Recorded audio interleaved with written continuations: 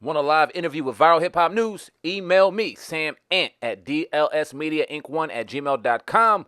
Let's go. We are really, truly appreciated.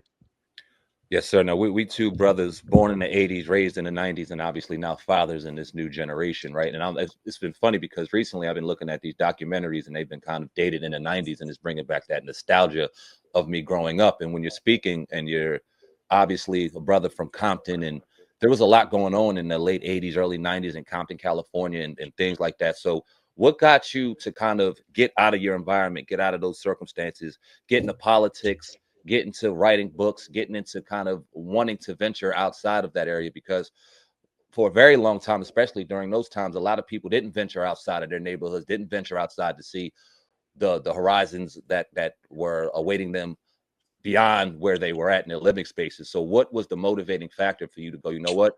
I got to get the hell up out of here. I got to broaden my horizon. If I want to do what I want to do, it can't be in Compton. Like when was that light bulb? When did that click for you? So you guys ready? Yes, sir. I'm gonna tell you the truth. This is the first time you've ever heard this. I guarantee it. They lied to you about Compton. Compton is not that hard. It Mm, never was. wow. That's a small part of my city. Let's talk about Compton. So Compton is called the hub city. My dad was a police captain in Compton. My mom was president of the city council. All right. Compton was called the hub city. George Bush Sr. lived in Compton. Compton was called the hub city because it was the place between downtown and the docks, where workers on both sides, workers on the white collar side that work in the banking industry could afford a home in Compton, and workers that worked in the San Pedro side could afford a home in Compton. So it was the hub, it's the center, right? And that's who lived in Compton. I grew up amongst the black elite. I lived in an area where the people owned properties with acres of land, where farmland. There are farms in the city of Compton. To this day, right next to Compton College, that Dr. Dre said, bodies being found on Greenleaf with their head cut off. Mother effer, I'm Dre. Remember that line? Mhm. Greenleaf. If you when you drive down Greenleaf, it leads to Richmond Farms. Richmond Farms is nothing but big homes with property where still to this day where there's horses and cows and that's Compton. So there's an elite to Compton that people did not have the ability to see because NWA came out and lied to you. NWA came out and told a lie. They came out and made it look like Compton was this hard place where everybody's grab a sawed off and bodies get hauled off. That was a lie. NWA was liars. That's Mm, why they I say NWA destroyed hip hop because they came out and they brought in this gangster mindset, which just was not the case. There was where I grew up in Compton, there were no dope boys on my corner. There were dope boys on corners in Compton that I saw, but they weren't on my block because my block had fathers. And where you have fathers, you have no dope boys. I didn't say dads or daddies or baby daddies. I said fathers. All of my friends have fathers. I had a mhm. father. So how can you possibly be on my block? You get run off the block right away. So those were the people, those were the men that told me you go out into this world, you get the information, and you bring it back. That is your responsibility to go out, get information, and bring it back so that we can be better. And then the Ronald Reagan era comes in, and the dope boys and the things that we saw in other areas, it just starts to permeate. Mm, And that's the era that you're talking about when we get into the late 80s, early 90s. We saw gangs in Compton in the 1970s, but the most you would hear about was, a fight and somebody fall or maybe a stabbing. That's the most. Once crack cocaine came in during the Reagan years, once he allowed this drug to permeate these communities, well, crack cocaine brought in money. Gangs didn't have any money before that. The gang culture was broke. It's still broke to this day. Crips and Bloods don't have any money. They're broke. That's why they hang out at parks and play dominoes. They don't have any money. They live with their mamas. Please. So when you really looked at the city of Compton, you saw fathers. Our police force was black. You have black cops who live next door to you. What kind of trouble can you really get into right, when the guy who's next door to you is the police officer? right. It's difficult, right? It's difficult. All my coaches were cops. My football coaches were cops. My basketball coaches were cops. The man who got me in the Golden Glove boxing was a cop. These were black police officers. So their men told me that I needed to go and leave because this not just the city of Compton, but Compton more specifically, but the city of Los Angeles was too small for a mind like I had. I didn't want to be a mechanic, no disrespect to mechanics. I didn't want to be a bricklayer, no disrespect to them. No, I didn't want to be a roofer. I didn't want to work on the docks as a longshoreman.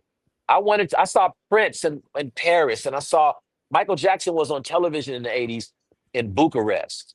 You guys, I thought they said Budapest incorrectly. I thought you just said that indirectly just now. Right. Right. I thought they were incorrect about saying Budapest, but because that's the only place I'd heard of in geography class, right? I Right. never heard of Bucharest, but Michael Jackson had sold out a soccer stadium, floor to seats in the 1980s. It was on this stage, and they played it on national television. This black man, they played this on national television. So when I saw that, I said, I want to be in Bucharest. Well, that's far from Compton. Yeah. So the only way I was going to achieve that was to leave. So as soon as I had that opportunity, and I was nervous, I was scared, as most of us are afraid to get off the block because we've never seen it before. But once I got there and I was received and I was treated like a human being, oh, there was no looking back. So really, it was the black community that told me I had to go and do better and do greater. And then that same black community got hooked on crack. Mm. Right. Right. If you can, I'm going to go back to NWA and to your best of your knowledge. How did things change when they hit the scene as far as in hip hop and in the black communities? And would you blame them for the birth of gangster rap and contributing to the destruction of the black community along with the government with crack? So much so that I threw Eazy off stage at a concert in Compton. So we had a Stop the Violence concert at Compton College when my mom was the city council president. And it was her idea to make a youth board. And that youth board would choose the artists that were going to perform at this all-day concert at Compton. And this is when Self-Destruction, you're headed for self-destruction, and all those records were out.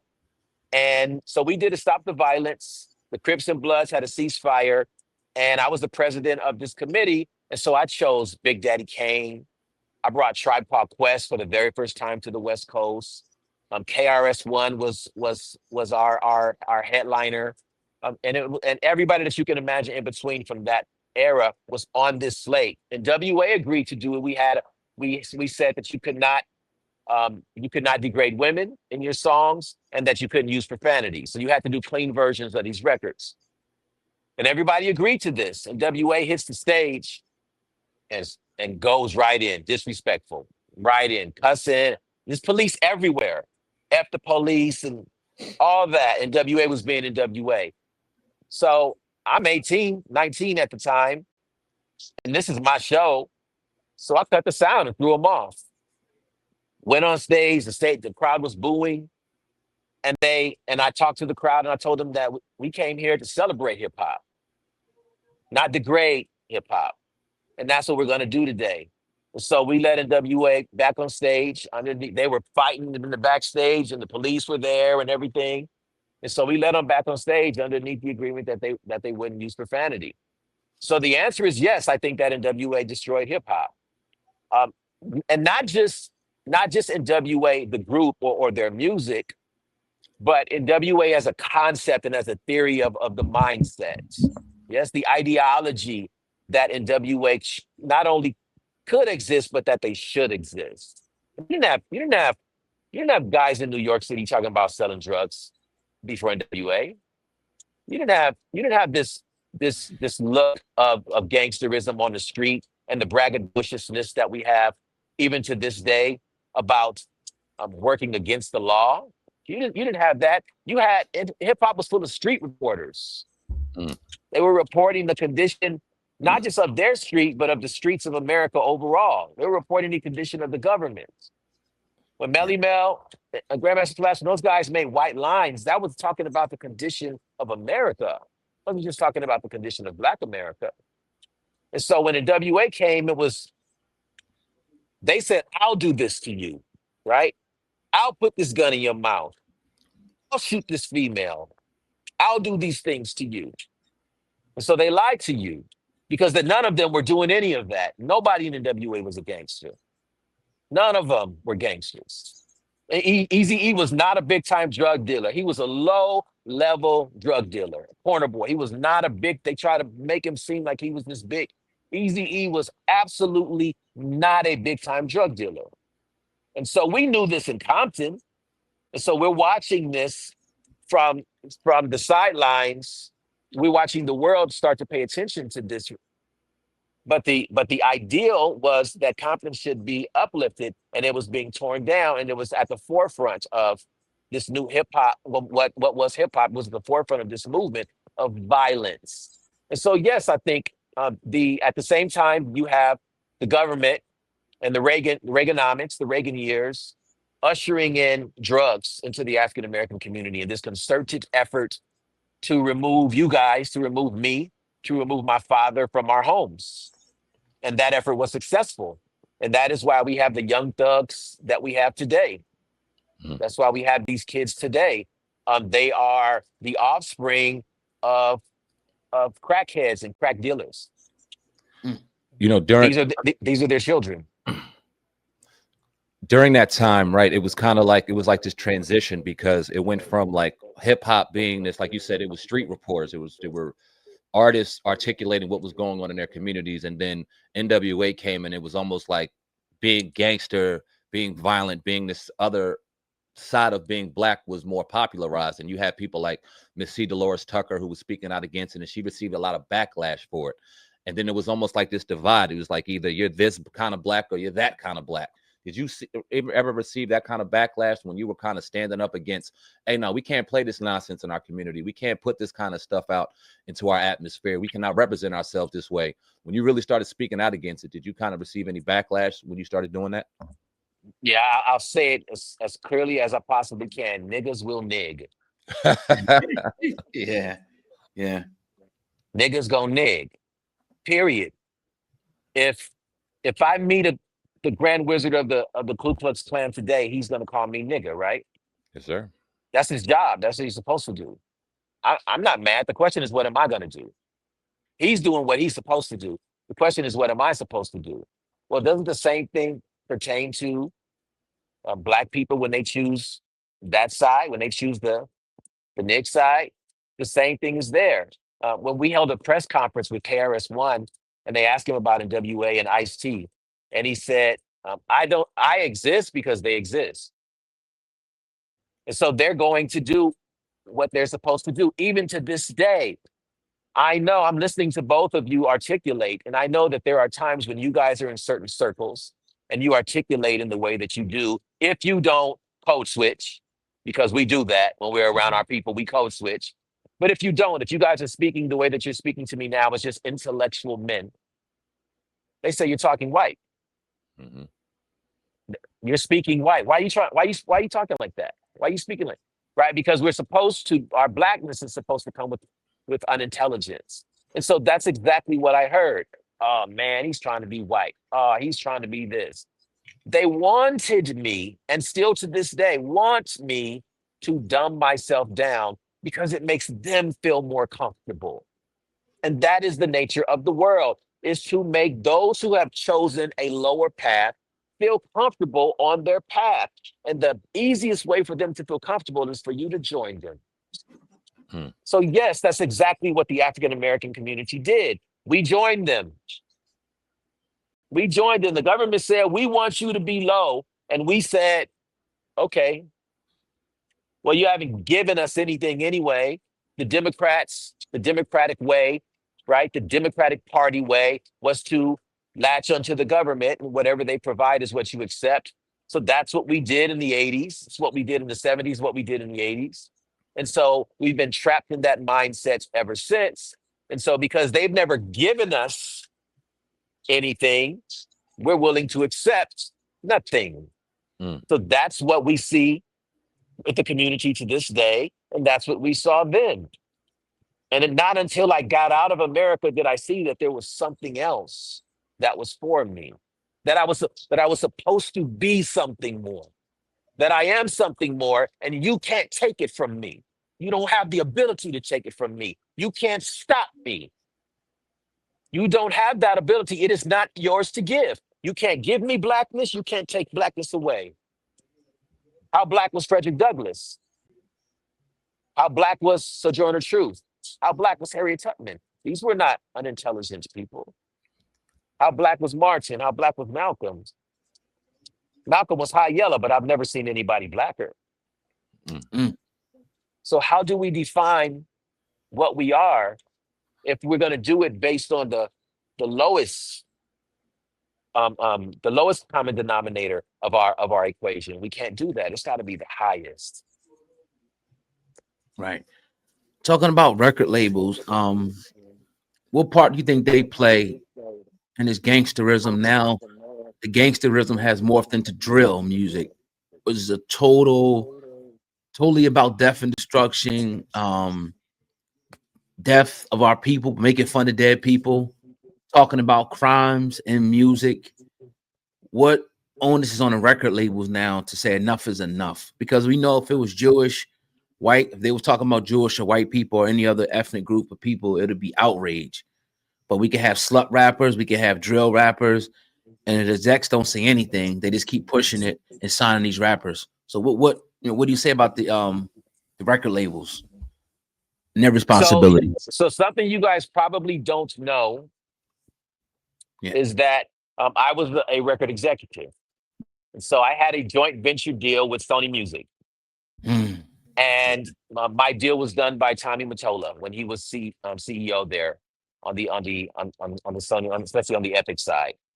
And I sat in these rooms, and and I never signed a black artist. And the reason why, well, I helped Natalie Hines, who became Macy Gray, and we sold, Diamond. The first record was Diamond. I helped her get signed, but she wasn't, quote, black R&B music. But other than that, I didn't sign that because you couldn't get anything done that was considered positive. Mm. It had to be negative.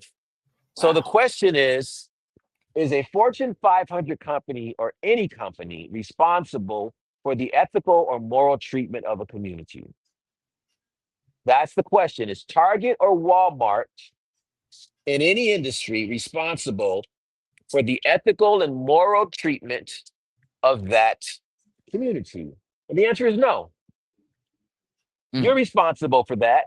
So why do you support any entity that doesn't go with your morals? Unless those are your morals. Whew. See, I differ. I Yeah. don't think that black people disagree with these messages. I think that we absolutely agree with the messages of these thugs. We absolutely want to be Scarface. We idolize it. We idolize the guns we idolize that because we were never given any opportunity to have power. And to us, that's power. We Wow. see it as power. Although low level power, it is perceived as power. And so we do want the violence. If we didn't want it, then why do we have it? Is there a white man going to each black block every single day or every single month or even every single year saying, hey, don't forget, got to be violent. Don't forget, gotta not pay your bills. Don't forget, you got that bad credit. Don't forget, don't forget, don't forget, don't forget. We remind each other that we need to be destructive. Black people tell each other that they need to be destructive. Oh, nigga, you tripping. You on that. We tell each other that you need to be destructive because we like it. We like to be violent. We like to go around and have multiple baby mamas and not support our children. Cam talks about he's got all these children as though, oh, I pay for my kids, as though spending money for children is the way that you raise healthy kids. Like, we like this stuff. We tune in to Charleston White say the worst things about black women.